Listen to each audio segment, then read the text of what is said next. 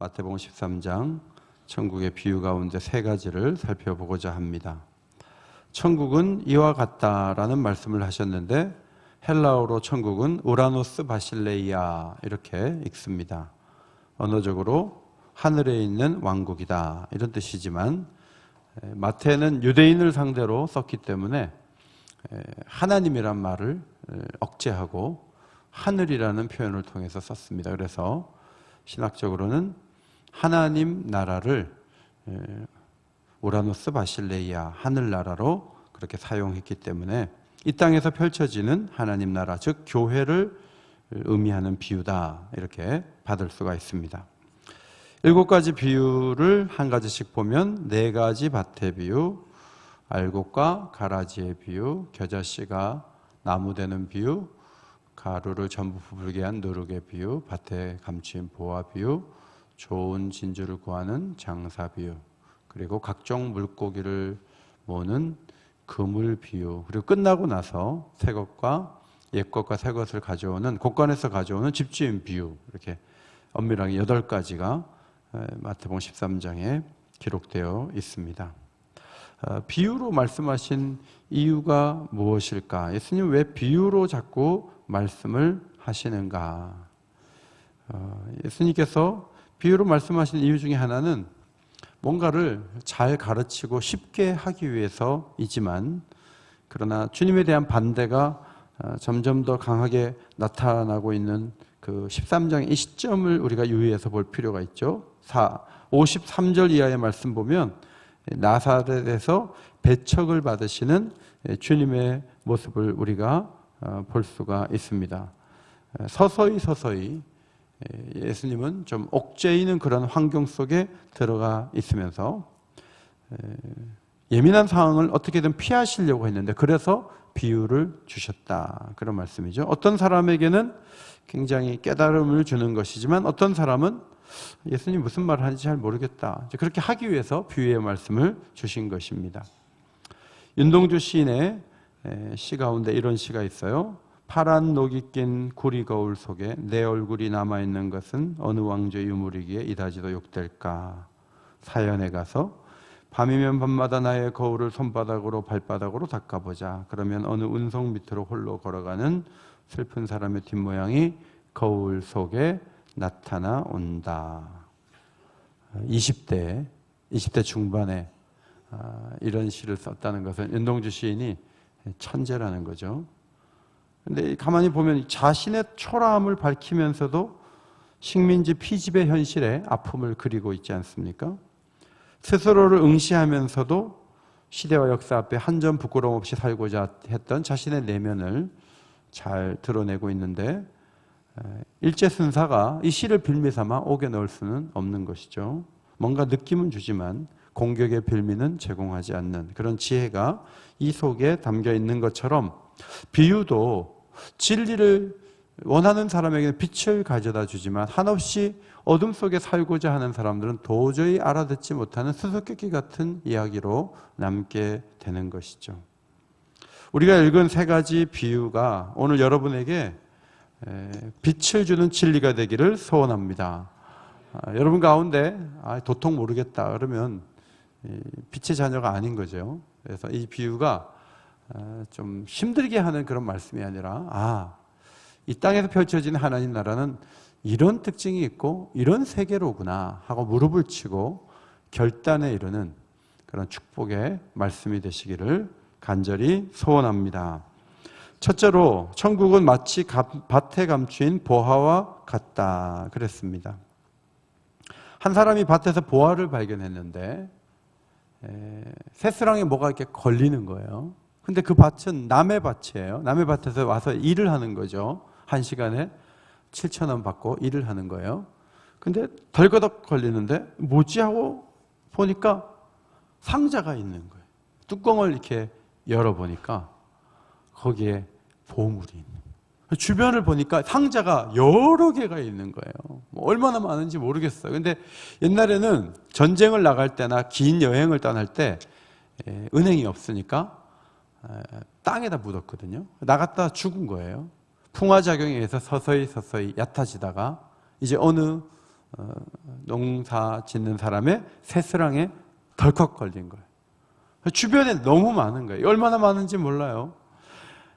너무너무 이제 놀라가지고 주인에게 가서 보물이 당신 밭에 있다고 이렇게 솔직하게 말해야 되지 않겠는가 하지만 유대인들은요, 흩어진 돈을 발견하면 그 돈은 발견한 사람의 것이다. 이렇게 랍비들이 말을 했거든요. 그러니까 이건 거짓에 대한 것은 아닙니다. 인생의 밭고랑을 쟁기질하다가 천국의 가치를 우연한 발견한 사람의 어떤 그 기쁨, 그런 것들을 말씀하고 있는 거죠. 갑자기 그 보화를 발견했어요. 그러면 합법적으로 이 보화를 손에 넣는 방법은 밤새 몰래 나르는 게 아니고요. 그 도둑질이고요. 합법적으로 자기 것을 만드는 방법은 밭을 사는 거예요.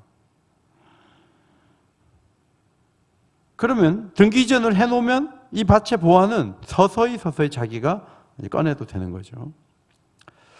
하나님 나라에는 그 어떤 보화도 비교할 수 없는 진귀한 것들이 있고, 우리가 신앙생활하면서 야, 신앙이 이렇게 좋은 것이고 이렇게 귀한 것들이 많나?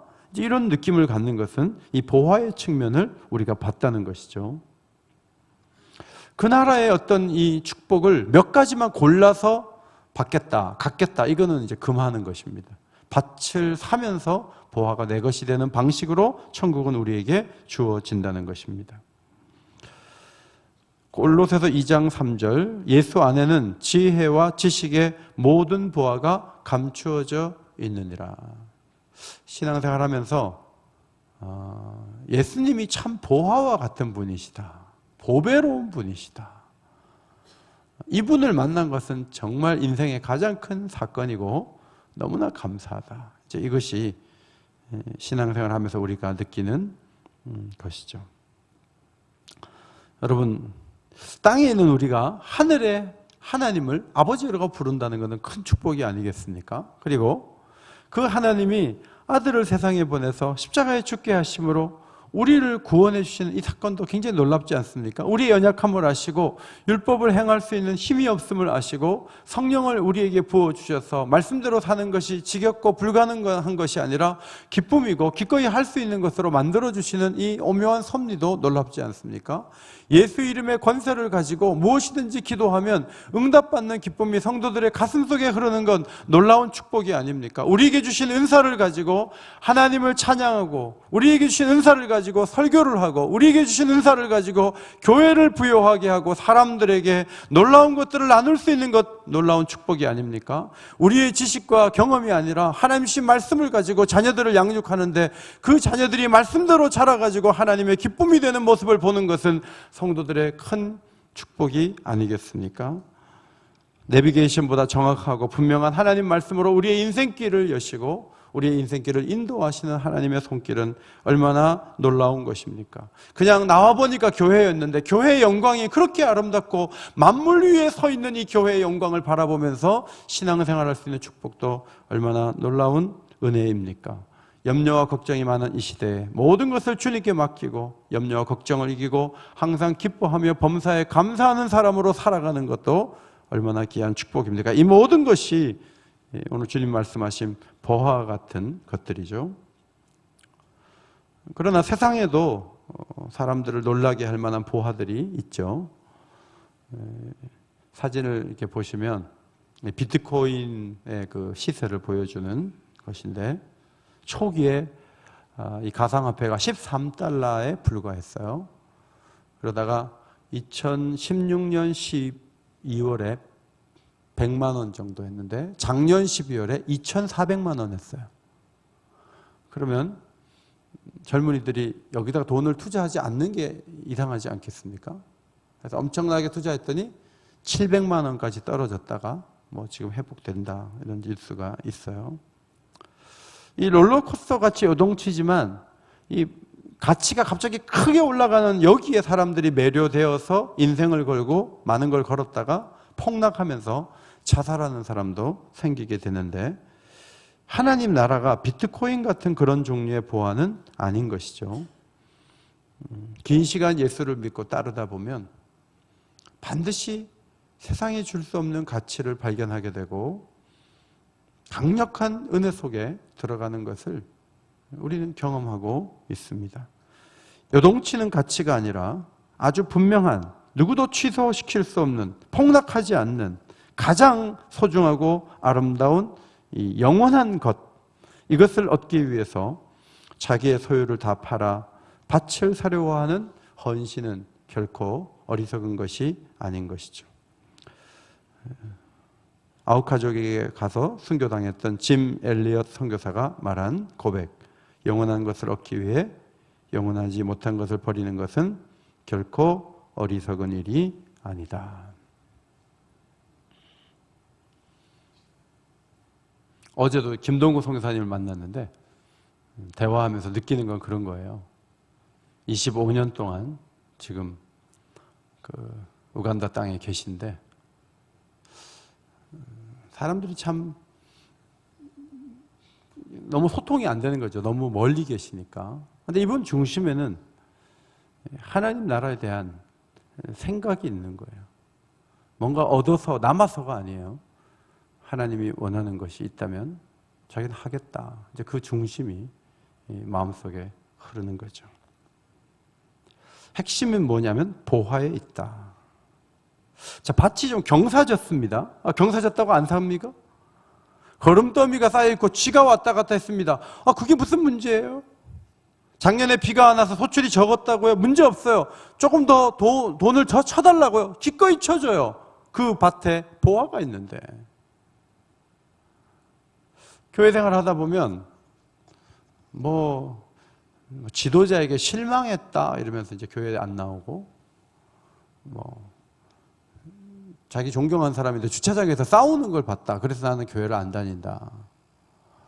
그 다음에 이런 문제 저런 문제 얘기를 하면서 교회를 안 다닌다 이렇게 얘기하지만, 언제 교회가 완벽하니까 모든 기대를 채워주니까 교회 다니라고 했습니까? 우리가 교회를 다니는 것은 사람들의 냄새나는 그 모습 때문에, 그것이 냄새가 안 나서 다니라는 거 아니에요. 교회를 우리가 다니고 예배를 드리는 것은 보아와 같은 예수 그리스도를 만났기 때문에 그렇습니다. 주님 때문에 그래요. 흔들리지 않는 견고함을 가지고 그분을 얻기 위해서 내 모든 것을 드릴 수 있는 중심을 가지고, 움직이지 않는 중심을 가지고 오늘도 주님 앞에 나오는 것이 성도들이 되어야 된다. 오늘 주님은 이 비유에서 그 말씀을 해주고 계시는 것이죠. 여러분 입장으로 생각해 보세요. 밭을 발견했어요. 남의 밭이에요. 이제 그 밭을 살 거예요. 돈이 좀 부족하지만 피아노를 팔아서라도 살 거예요. 그리고 이제 그 밤에 자는데 잠이 안 오는 거예요. 얼마나 많은 보화가 있는지, 그거를 내 소유로, 내 등기로 해놓는다. 그 속에 있는 것이 얼마나 큰지를 이제 가봐야 아는 거예요. 자기만 알고 있어요. 여러분, 잠이 안 오는 거예요. 잠이 안 와요. 이게 이 세상에서 신앙생활하는 성도들의 모습이 되어야 된다는 거 주님이 말씀해 주시는 거죠. 내 맘속에 있는 참된 이 평화는, 내 맘속에 있는 참된 이 기쁨은 누구도 빼앗을 수 없네. 주님은 내 맘의 구주 되셨네. 오, 주 없인 살 수 없네. 같이 부를까요? 내 맘속에 있는 참된 이 평화는 누구도 빼앗을 수 없네. 주님은 내 맘의 구주 되셨네.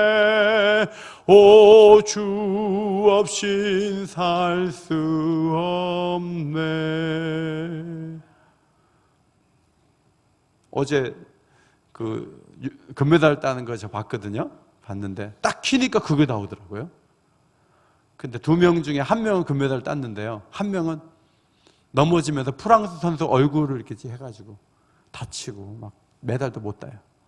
어떤 사람은 금메달 따서 너무 좋아요. 어떤 사람은 가다가 넘어졌어요. 그럼 넘어진 사람은 그게 뭐예요? 이때까지 준비해가지고. 그러나 주님 주신 기쁨은 그렇게 넘어진다 할지라도 계속 솟아오는 거예요. 이것이 하나님의 축복인 줄 믿습니다. 천국은 감추인 보화와 같다. 교회는 영광이 있다. 마태복음 16장 18절에 내가 이 반석 위에 내 교회를 세우리니 음부의 권세가 이기지 못하리라. 이 어둠의 권세는 모든 사람을 찾아가고 모든 사람을 어둡게 하고 모든 사람을 끌어내려요. 그런데 교회의 영광 속에 있을 때 음부의 권세가 터치하지 못하는 축복이 있게 될 줄 믿습니다. 교회 안에는 하나님의 각종 지혜를 주시는 축복이 있다는 거예요. 하나님의 지혜 없이 세상의 지혜만 가지고 어떻게 살아갈 수가 있겠어요? 하늘의 지혜를 가지고 땅의 어려움들을 이겨내는 성도들이 되는 것은 교회를 통해서 하나님이 지혜를 주시기 때문에 그래요. 교회는 영광스러움이 있죠. 그것이 어떻게 가능한가 하면 티나 주름 잡힌 것이나 이런 것들이 없이 거룩하고 흠이 없게 하려 하심이라. 여러분 점점 더 성화되지 않습니까? 10년 전보다 지금 더 좋아지지 않아요? 하나님이 영광스러운 교회로 세우시는 증거들이에요. 귀 있는 자는 성령이 교회들에게 하시는 말씀을 들을지어다. 성령은 계속 교회에 말씀하시죠. 그 말씀을 교회를 통해서 듣는 거예요. 교회의 영광스러움을 보는 거예요. 요한계시록 5장 9절에 예수님께서 사람들을 피로 사서 하나님께 드리시고 이런 표현이 있어요. 사람들을 피로 사서 하나님께 드리시고 그들로 우리 하나님 앞에서 나라와 제사장을 삼으셨으니 그들이 땅에서 왕노릇하리로다. 우리가 이 땅에서 왕노릇할 수 있는 비결은 주님이 자신의 피로 사서 하나님께 우리를 드리셨기 때문에 그래요. 그러면 우리가 밭을 사는 수고를 하는 게 뭐가 그렇게 어렵고 힘든 일이 되겠습니까? 주님이 생명을 바쳐서 우리를 사셨다면 우리도 주님이 주시는 그 진귀한 것들을 얻기 위하여 밭을 사는 수고를 하는 것이 그것이 얼마나 기쁨이 되고 좋은 일이 되겠습니까? 오늘도 성도 여러분, 어려운 일이 있다 할지라도 주님이 보호하시고 주님이 주시는 것이 영원한 좋은 것들이기 때문에 그것을 얻기 위해서 기쁨으로 나아가서 기꺼이 밭을 통째로 사버리는 성도들이 되시기를 주의 이름으로 축원합니다. 그것이 성도의 삶이고 신앙생활의 정도라고 하는 거예요. 두 번째로는 천국은 좋은 진주를 구하는 장사와 같다. 좋은 진주가 아니고요. 여기서는 좋은 진주를 구하는 사람을 말해요. 사람. 진주는 시장에도 있고요. 마켓에도 있어요. 디즈니랜드 갔다가 실제로 이게 조개에서 진주를 꺼내가지고 목걸이 만들어주는 게 있더라고요. 얼마냐니까 50불. 그래가지고 50불 주고 그걸 제가 아내에게 사줬는데 그거를 하여튼 뭐 십몇 년 동안 그걸 하는데 제가 볼 때마다 저 5만 원짜리인데 이러면서 진주. 그런데 진주 가운데는 큰 게 있어요.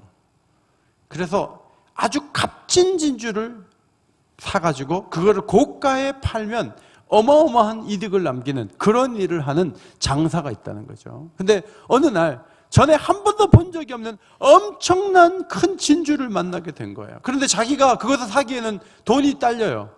그래서 있는 것들 다 팔아요. 그럼에도 불구하고 그걸 사기만 하면 엄청나게 남기니까 자기가 그렇게 하려고 하는 그런 사람과 같다. 천국은 그와 같다고 주님이 말씀을 해 주셨습니다.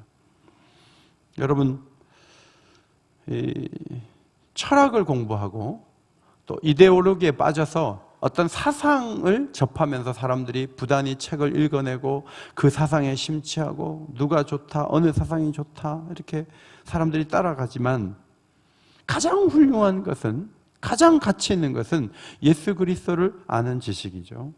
2세기 초 저스틴이라는 명석한 교수님이 모든 철학을 공부해봤지만 마음은 공허했어요. 어느 날 들판에서 키 작은 노인을 만나서 그 노인에 의해서 예수님에 대한 얘기를 처음 듣게 됐어요. 그는 노인의 말이 사실인지 아닌지 확인하기 위해서 성경을 읽기 시작했어요. 그리고 진리이신 예수님을 인격적으로 만났습니다. 확신을 얻고 기쁨에 찬 그리스도인이 되었습니다. 그는 나중에 순교를 당하기까지 충성스러운 그리스도인으로 살았습니다.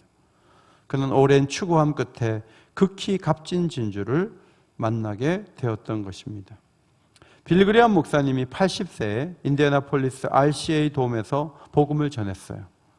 군중들을 향해 아주 단순하고 명료한 메시지를 전했습니다. 하나님과의 관계에 확신을 가져야 된다. 사람들을 초대했어요. 3,000명이 일어났어요. 3,000명이. 주님 앞에 나왔어요. 한 부인은 어렸을 때 엄마가 암으로 돌아가셔서 하나님께 벌 받았다고 생각했는데 그날 밤 하나님이 자기를 사랑한다는 사실을 비로소 깨달았다고 고백을 했습니다. 알고 있긴 했지만 왠지 내 것으로 붙잡을 수 없었는데 이제야 평안을 찾았다, 이렇게 고백을 했습니다. 믿음이 뭡니까? 믿음은 손으로 붙잡는 거예요. 조롱하는 해위를 이겨내고 하나님을 향해 치솟기만 하던 지성을 한쪽 기둥에 잡아먹고 하나님 앞에 나오는 것, 이게 믿음이에요.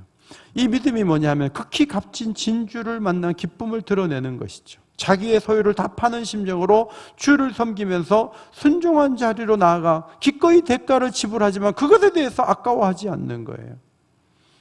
이 땅에서 살 때 진주 같은 그리스도를 만나기 위해서 이것저것 희생하는 것, 그것이 크지 않다. 기꺼이 그렇게 할 수 있다. 이제 그렇게 봐야 되는 거죠. 자, 앞에 사진을 보시면 이렇게 큰 진주가 있대요.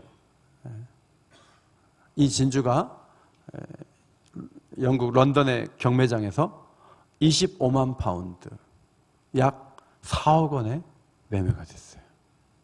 이게 얼마나 큰지 모르겠는데 하여튼 주먹만 하지는 않을 것 같고 일반 진주보다는 꽤 큰 진주예요. 어떻게 이런 것들을 채굴하게 되는지 모르겠어요. 근데 여러분, 천국에 가면, 여러분이 일단 천국에 가면 12문이 있는데 그 이름, 그 12문으로 우리가 들어가거든요. 근데 그 문이 진주로 돼 있는데 하나의 진주로, 문이 하나씩. 그러니까 천국 문이 지구에 있는 모든 믿는 사람이 들어가려면 천국 문이 좀 커야 되지 않겠습니까?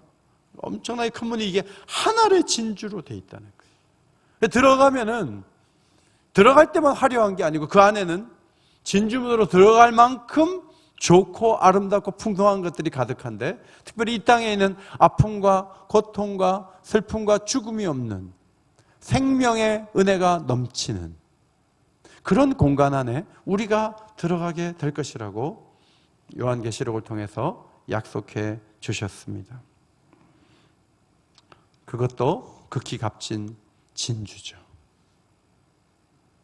그러니까 여러분 집에 있는 진주는 작은 거예요. 저는 큰 진주를 사기를 원치 않아요. 저는 진주문으로 들어가기를 원해요. 그 안에 들어가서 하나님이 이 땅에서 결핍 속에 고생했던 것, 어려웠던 것 다 위로해 주실 건데, 그런 것들을 바라볼 수 있도록 하나님은 자꾸 장례식장에 가서 천국을 설교하게 하시죠. 그래서 의외로 장례식장에 가면 피곤한 면도 있지만 소망을 가져야 되겠다. 그 세계를 바라봐야 되겠다. 그런 생각을 참 많이 갖게 됩니다. 초대교회 성도들은 재산과 소유를 팔아 각 사람의 필요를 나누어 주는 모습을 통해서 오늘 이 말씀을 실천에 옮겼습니다. 이번에도 수련회에 가보니까 월차를 내가지고 며칠을 학생들을 위해 쓰고 여름에 쓰고 겨울에 쓰고 그렇게 막 애쓰는데 중학생들만 알죠. 뭐 성도들이 가서 일일이 확인하는 것도 아니고. 그래서 제 마음속에 이런 분들 이번에 선거할 때 다 되겠다 그런데 보니까 이번에 다 떨어지더라고요. 안 돼요, 안 돼. 성도들이 잘 안 찍어줘요. 자기 원하는 사람만 계속 찍으니까. 그러나 마음속에 꺾이지 않는 거죠. 천국에 놀라운 은혜가 기다리고 있고, 이 땅에서도 사람들은 몰라주지만 하나님이 알아주시고 하나님이 부어주시고 하나님이 함께 하신다는 믿음을 가지고 끝까지 승리하는 길을 걸어가게 되시기를 주의 이름으로 축원합니다. 소득의 상당 부분을 하나님께 드리고 자기는 경제적으로 매우 절제하는 모습으로 살아가는 성도들, 말씀을 배우고 훈련받으며 그 말씀대로 살기 위해서 시간과 에너지를 사용하시는 분들, 봉사하는 일에 앞장서며 그의 나라와 의를 구하면 모든 것을 더해 주신다는 이 말씀을 신뢰하고 앞으로 나아가는 성도들, 극히 값진 진주를 발견한 분들의 삶의 모습인 것이죠. 세 번째, 천국은 각종 물고기를 모는 그물 같다 그랬어요. 첫 번째 비유가 뭐예요? 뭐지? 밭에 감추인 보화가 천국 같다. 두 번째는 진주, 그러면 안 되죠. 극히 값진 진주를 구하는 장사 같다 그래요. 장사. 세 번째는 각종 물고기를 모는 그물 같은 것이 천국이다. 앞에 두 가지 비유는요, 기쁨으로 헌신할 수 있다는 것을 말씀하는 거예요. 기쁨으로 드릴 수 있고 기쁨으로 감당할 수 있다는 거예요. 그만한 이유가 있다는 거예요. 사람들이 알아주든 몰라주든 관계없다는 거예요. 그런 어떤 기쁨의 강이 우리 속에 흐른다는 것을 말하지만, 이 마지막 비유는 좀 다른 관점에서 주님이 말씀하신 거예요. 마지막 날까지 달려라, 인내해라, 옳은 길을 마지막까지 선택하라. 이제 그 메시지가 이 비유에 담겨 있습니다. 여기 그물은요, 헬라어 아그네라는 단어, 저인망 그물을 의미합니다. 바다 밑에까지 싹 잡아서 올리는 거예요. 골라서 잡는 게 아니에요. 쫙 잡아 올려가지고 육지에 나와갖고 좋은 것은 그릇에 담고 안 좋은 것, 못된 것은 내던지는 거예요. 좋다라는 이 칼로스라는 헬라어 단어는 마태복음에서 착한 행실, 좋은 땅, 아름다운 열매, 우리가 아름다운 열매 이렇게 표현해도 전부 이 칼로스란 똑같은 단어예요. 착한 행실, 좋은 땅, 아름다운 열매, 여기에 사용된 형용사죠. 옥합을 깨뜨린 여인의 그 모습을 예수님께서 좋은 일을 하였느니라. 여기 좋은도 칼로스라는 단어예요. 나쁘다라는 사프로스라는 이 단어는 못된 나무, 못된 열매라는 표현에 사용됐고, 에베소서에서는 더러운 말은, 못된 말이죠, 못된 말은 너희 입 밖에도 내지 말고, 이런 표현에도 사용되었습니다. 좋은지 못됐는지는 이제 마지막 날에 드러나게 된다. 주님이 이제 그 말씀을 하신 거예요. 여러분은 좋은 것입니까? 못된 것입니까? 그것을 나는 무조건 좋은 거야 라고도 생각하지 마시고, 못됐다고 생각하지 마시고, 마지막 날에 누가 판단하신다고요? 하나님께서 판단하신다. 예수님 당시에 바리새인과 서기관들이 자기네들이 다 판단을 하고 있었어요. 예수는 죄인하고 먹고 마시니까 저건 못된 거야, 이렇게 생각했어요. 자기네들은 그 율법을 지키니까 자기는 좋은 것이야, 이렇게 생각했어요. 그런데 예수님 보시기에는 이 서기관들이 못된 것들이에요.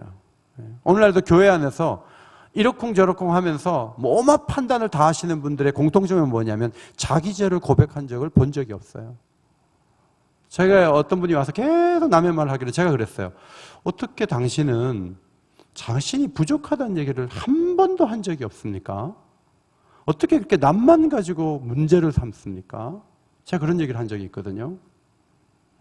오늘날의 서기관들도 교회 안에 있어요. 그런데 주님이 그들을 판단하실 때 못된 것으로 판단할 가능성이 큰 것이죠.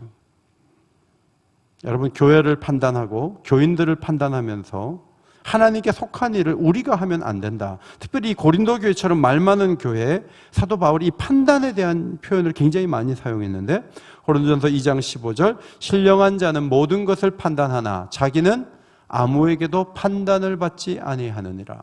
너희에게나 다른 사람에게나 판단받는 것이 내게는 매우 작은 일이라. 나도 나를 판단하지 아니하노라. 누가 판단하시라고요? 하나님이 판단하시라. 4장 5절 앞에 보시고 같이 읽겠습니다. 시작. 그러므로 내가 주께서 오시기까지 아무것도 판단하지 말라. 그가 어둠에 감추인 것들을 드러내고 마음의 뜻을 나타내시리니 그때 각 사람에게 하나님으로부터 칭찬이 있으리라. 주께서 오시기까지 아무것도 판단하지 말라. 마태 사도가 이 부분을 기록했을 때 누가 떠올랐을까요? 가룟 유다. 3년 내내 말씀 듣고 3년 내내 기적 보고 3년 내내 주의 사랑을 입었는데 배신을 때리더니 목매달아 죽었어요. 이건 교회에 굉장히 충격적인 사건이에요. 여러분, 우리 교회 가운데 열심히 교회 봉사하고 열심히 최선을 다한 것 같았는데 갑자기 비극적인 길로 간다. 그럼 굉장히 우리에게 충격이 되지 않겠습니까? 소름 끼치는 거예요.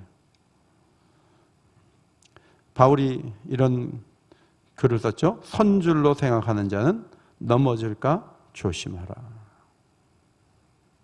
교만하지 말라는 정도까지만 적용하면 괜찮은데 이 말씀을 좀 더 심각하게 봐서 나는 천국이 무조건 확보되었다고 생각하는 자는 못 갈 수도 있다고 생각하고 조심하라. 그렇게도 적용을 한다면 굉장히 심각한 말씀이에요. 49절 50절 세상 끝에서 이러하리라. 천사들이 와서 의인 중에서 악인을 갈라내어 풀무불에 던져 넣으리니 거기서 울며 그 다음 어떻게 한다고요?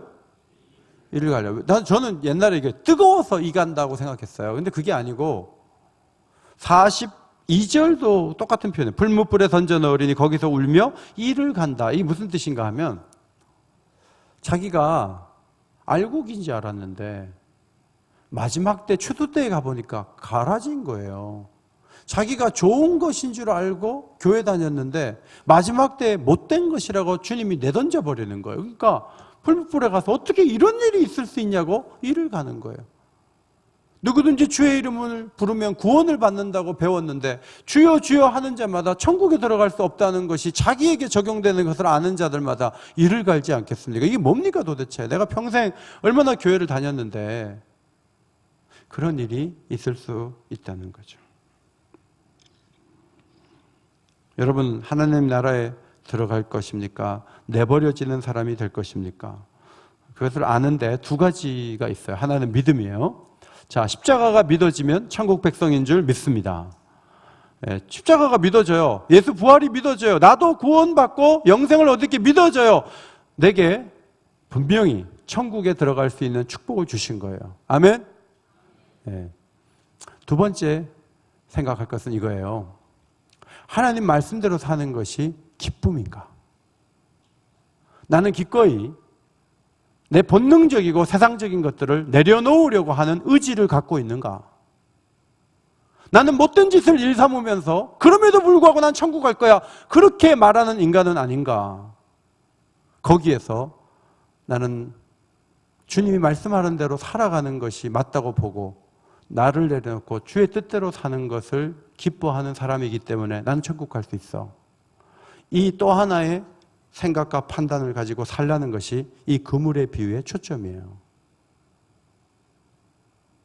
여러분, 교회 안에는요,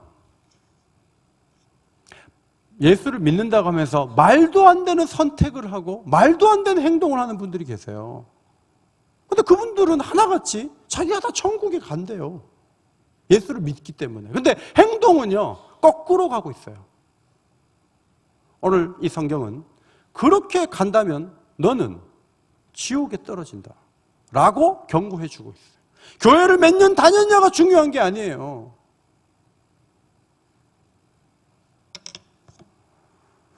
무슨 비유를 들어서 이 말씀을 설득할 수 있을까?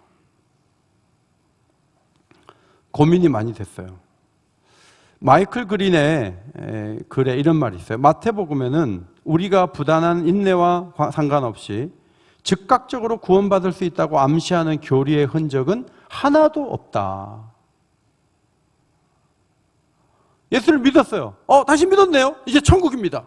이제 사망에서 생명을 옮겼습니다. 이런 식의 요한복음 5장 24절과 같은 방식의 말씀은 한 군데도 없다. 마태복음에는 길게 가봐야 된다. 끝까지 가보자. 그런 얘기가 있어요. 그럼 목사님, 영적 기도 했는데 그럼 지옥 간다는 얘기예요? 그 지금 복음 이때까지 들었던 복음하고 다른 얘기를 하고 계시네? 이제 그렇게 여러분이 반응할 수 있지만 요한복음도 하나님 말씀이지만 마태복음도 하나님 말씀이에요. 끝에 가봐야 좋은 것인지 나쁜 것인지 구분이 되고 심판을 하신다. 그런 말씀이죠. 자, 다시 한번 따라 합시다. 끝까지 가봐야 합니다. 긴장하시라는 거죠. 천국은 가는 건데 새벽 기도 안 해도 돼. 성경 안 읽어. 선한 일 못하러 해. 이미 천국 가는데. 됐어. 여러분, 여기서 잘못돼가지고요, 삐딱하고 그릇 가는 사람이 한두 명이 아니에요. 그걸 어떻게 막겠어요? 마태복음의 말씀이 막는 거예요. 그러면 안 된다. 여러분이 그래서 하나님 말씀대로 안 사는데 거기서 희열을 느끼거나 그 말씀대로 살지 않는 것을 포기하지 않고 계속 살고자 한다면 여러분은 지옥 갈 거예요. 저와 여러분은 면할 수가 없어요. 그런데 내가 그게 아니구나, 내가 못된 것으로 드러나면 안 된다, 내가 회개하고 주님께로 돌이키지 아니하면 내 생명이 천국 문으로 들어갈 수 없다, 내가 고쳐야 된다, 내가 달라져야 된다 하고 자세를 바꿀 때 그 사람이 천국 백성인 것이 확인이 되는 거예요. 아멘입니까? 여기서 굉장히 중요한 말씀이죠. 그래서 제가 성경을 제가 의도적으로 제가 원하는 말씀만 하다 보면 믿기만 하면 구원받는다는 얘기만 하고 있으면 교인들이 그 얘기를 가지고 부작용을 일으키는 삶을 얼마나 많이 사는데 그게 아니라는 거예요. 부산으로 내려가는 쏘카 차를 빌렸어요. 기름을 넣었어요. 이제 가면 돼요. 그런데 흥분해가지고 240km로 달려요. 신호등 하나도 안 지켜요. 안전벨트 멜 거 없어요. 쏘카가 좋으니까. 그리고 마구 달려요. 도착했을까요? 죽었을까요? 네? 여러분 가운데는 도착했다는 생각을 하는 분들이 많이 계신데 290km로 달렸어요. KTX 옆에서 달렸어요. 뒤지지 않게. 죽었을까요? 살았을까요? 그런 모습을 보면서 여러분은 도착했을지도 몰라 이러면 안 돼요. 따라합시다. 반드시 죽었습니다. 그걸 생각해야 100km 내외 운전하는 거예요. 안전벨트 매는 거예요. 오늘 이런 말씀을 통해서 주님 말씀하신 거예요. 과속하지 말라고, 안전벨트 매라고, 교통신호 지키라는 거예요. 그게 거치는 것이고 어려운 것이 아니에요. 그것은 우리를 살리려는 것이에요. 생명을 지켜야 돼요. 말씀대로 걸어가야 돼요. 그러면 살게 되는 거예요. 아멘입니까? 이 복음의 이 양면을 복음서에서는 아주 조화롭게 우리에게 가르쳐주고 있다는 것이죠. 따라합시다. 천국은 감추인 보화와 같습니다. 그래서 자꾸 웃어야 돼요. 왜 웃죠? 보화를 발견했어요. 그래서 웃어야 돼요. 새스랑만 들고 있으면 안 돼요. 보화가 있다. 웃어야 돼요. 그 다음에 천국은 좋은 진주를 구하는 장사와 같습니다. 주님을 만났으니까 모든 것을 내려놓을 수 있다는 생각을 갖고 앞으로 가야 되겠죠. 따라합시다. 천국은 각종 물고기를 모는 그물과 같습니다. 교회는 한마디로 말하기가 참 어려운 신비로운 측면이 있어서 동쪽에서도 보고 위에서도 보고 낮은 곳에서도 보고 이렇게 하면서 교회를 입체적으로 설명하는 이 말씀을 통해서 하나님 나라를 더 잘 이해하고 그에 합당한 믿음의 길을 걸어가게 되시기를 주의 이름으로 축원합니다.